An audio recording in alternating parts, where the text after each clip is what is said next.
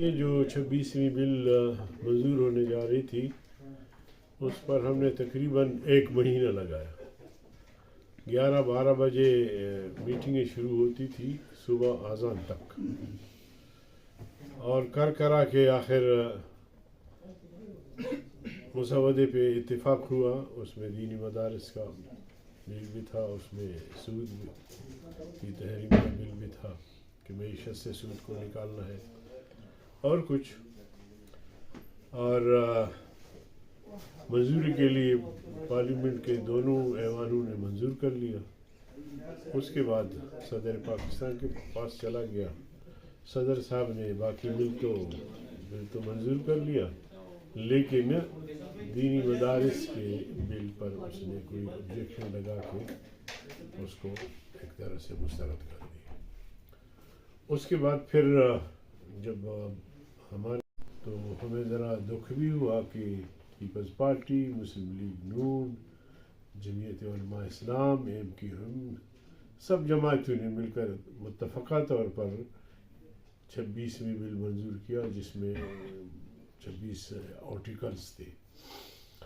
تو پتہ نہیں صدر پاکستان نے پھر کیوں کر ایسا کیا، کس نے اس کو روکا، کسی کے کہنے پر.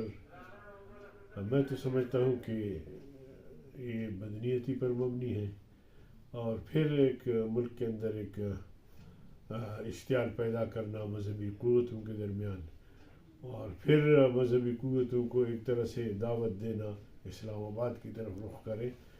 تو یہ میں سمجھتا ہوں کہ اچھا نہیں ہوا، اور ہم بھی نہیں چاہتے کہ بار بار اسلام آباد کا رخ کرے.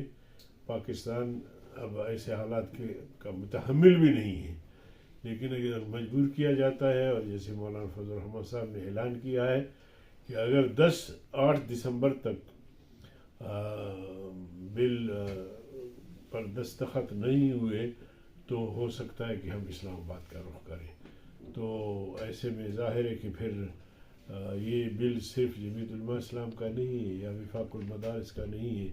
ملک کے اندر جتنے بھی تنظیمات مدارس ہیں جو دینی سیاسی جماعتیں ان کی قیادت بھی کر رہی ہیں، ان سب کی طرف سے ہے.